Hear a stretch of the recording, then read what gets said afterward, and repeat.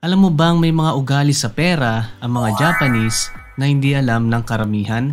Pero ito pala yung dahilan kung bakit marami sa kanila ang may ipon, may investments at magaling sa pera. Sa video na to malalaman mo kung paano mo rin magagaya ang mga ugali at practices na ito para kahit malit ang kita mo ngayon, pwede pa rin umayos ang finances mo. Later in the video, magbibigay pa ako ng saving system na ginagamit nila na sobrang daling gawin. Number 1. Minimalist and simple living. Sa maraming Japanese households, nakaugat na talaga sa kultura nila ang simple living at pagkakaroon ng maayos na bahay na walang excess o sobra-sobrang gamit. Sa bahay kasi namin napansin ko, puro abubot at mga binibili online na bihira namang gamitin pero nakatambak pa rin. Pero sa Japan, iba ang mindset. Minimalist sila. Ang gamit sa bahay, simple, functional at pang matagalan. Nung nagstay ako sa isang Airbnb doon last year, napansin ko agad na konti lang ang gamit nila pero lahat may silbi at nagagamit. Kaya dahil dito, mas less ang gastos nila at mas maraming pera ang napupunta sa ipon at investments na pwede pang mag-grow ang pera. Ang lesson dito, mas maganang buhay kapag simple ang pamumuhay. Hindi mo kailangan ng sobrang daming gamit para maging masaya. Minsan, less is more. Less gastos, less stress, at mas maraming ipon at investments para sa future mo. Next, number 2. Bata pa lang, disiplinado na.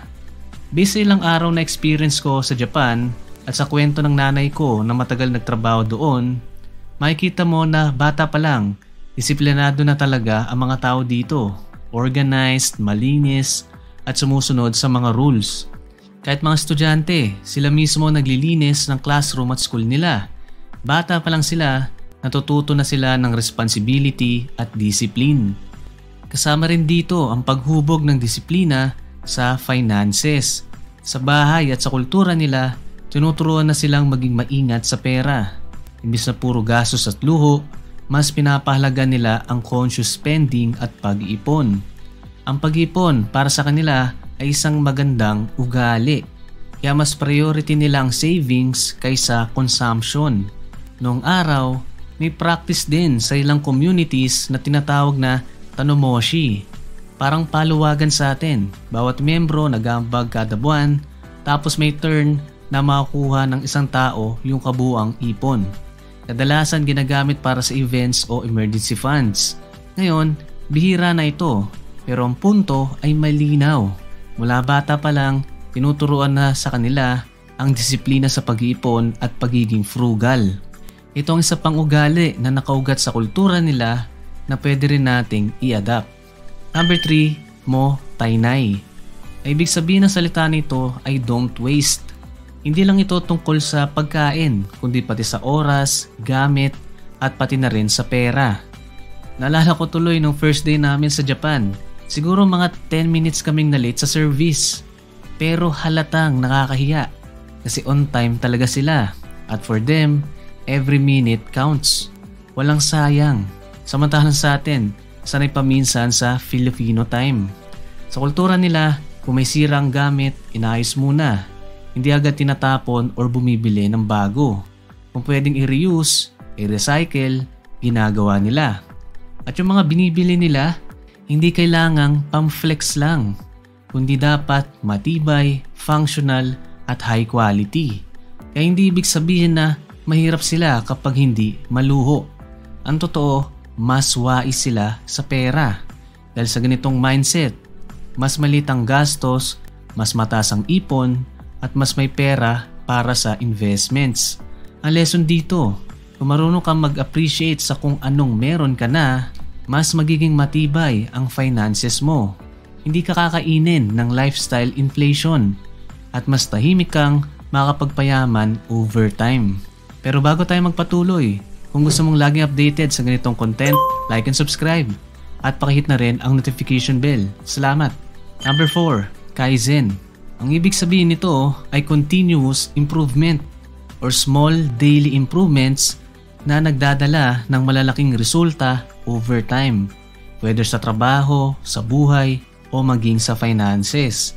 Sa kultura ng Kaizen sa Japan, hindi kailangan ng isang malaking hakbang para magsimula. Ang mas importante para sa kanila, consistent na maliliit na moves. Parang sa pag-ipon, pwede rin ang Kaizen mindset. Kahit 50 pesos o 100 pesos a day, basta tuloy-tuloy, lalaki rin yan dahil sa discipline at momentum. Isang sikat na example dito ay ang kumpanyang Toyota. After World War II, imbis na mag-risk sila ng malalaking pagbabago, mas nag-focus sila sa mga simpleng daily improvements. Lahat ng empleyado nila in any level ay encouraged na mag-suggest ng kahit maliit na idea para mapabuti ang proseso at maayos ang mga problema. Over time, itong maliliit na improvements ang nagdala sa kanila para maging isa sa pinaka-efficient at successful na car company sa buong mundo. Ang lesson dito, huwag mong maliitin ang maliliit na hakbang. Dahil sa consistent na improvements, mas madali kang makabuild ng long-term financial stability. Ika nga, slow and steady wins the race. Pero teka, hindi lang ito sa trabaho at progress nakikita. May isa pang sikreto ang mga Hapon na hindi mo napapansin, na malaki pala ang impact sa finances mo.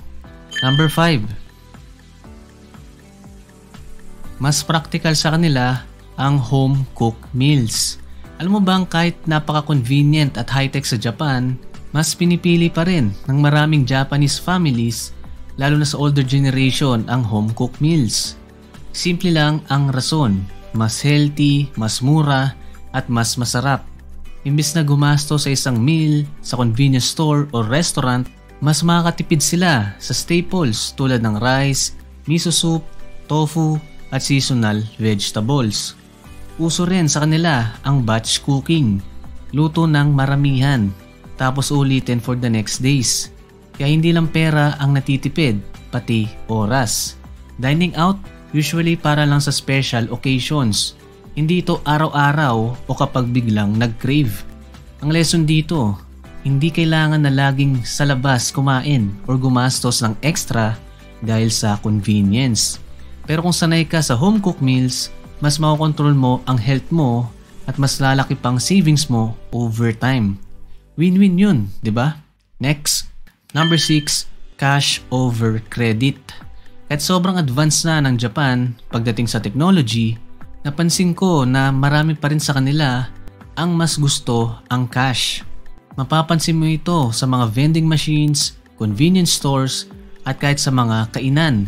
Coins at bills pa rin ang gamit. Bakit? Kasi mas ramdam mo ang pera kapag hawak mo. Kapag cash ang gamit mo, mas aware ka at mas may control ka sa pera mo. Mas maiwasan mo ang impulse buying, emotional spending, at overspending sa credit card. May mga Japanese families rin ang gumagamit ng cash envelope system. Hinahati nila ang pera sa iba't ibang sobre para siguradong sakto sa budget at hindi lumalagpas. Ang lesson dito, kapag cash ang gamit mo, mas disiplinado ka sa pera at mas nauuna ang savings kaysa sa luho. At speaking of savings, may isang sikat na savings method sa Japan na ginagamit pa rin hanggang ngayon. Kaya nakakaipon sila ng pera kahit malit lang ang sahod nila. Number 7. Kakeibo method. Alam mo bang ang savings method na ito ay ginagamit na noong 1904 pa? At ang ibig sabihin nito ay household financial ledger. Subok na ng panahon at itinuturo na sa mga bata, kaya dala nila hanggang pagtanda. Ito ay tungkol sa pag-track ng income, expenses at savings sa simpleng pamamaraan. Hindi na natin kailangan ng mga komplikadong formula o technology para magawa ito. Sapat na ang ballpen at papel. Ganito siya nag-work. Number 1, kada buwan, isulat ang income at fixed expenses, gaya ng sa renta, transportation at iba pa. Number 2, mag-set ng savings goal. Ito yung target na savings mo para sa month na yun. Number 3, I-track lahat ng gastos at i-categorize ito sa needs tulad ng pagkain, kuryente at sa tubig. Wants tulad ng for shopping. Culture tulad ng sa libro, concerts at hobbies. At others, dito naman yung mga hindi mo regularly binabayaran or pwede rin for emergency expenses. Importante na i-track lahat ng ginagastos mo, whether maliit man yan o malaki.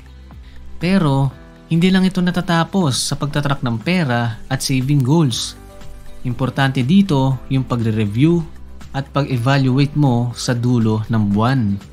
Pwede mong isulat dito yung mga observations mo para makita mo pa kung saan ka pa pwedeng mag-improve, whether sa iyong income o sa pagbawas ng unnecessary expenses mo.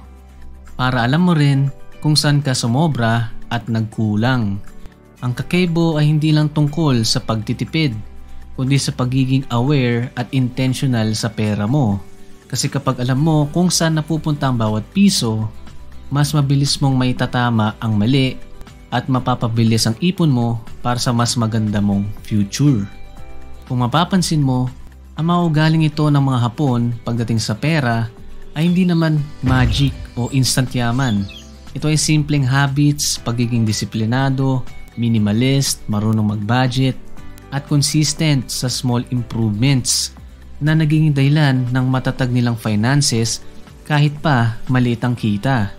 Ang tanong, kaya mo rin bang i-apply ang mga simpleng prinsipyong ito sa sarili mong buhay?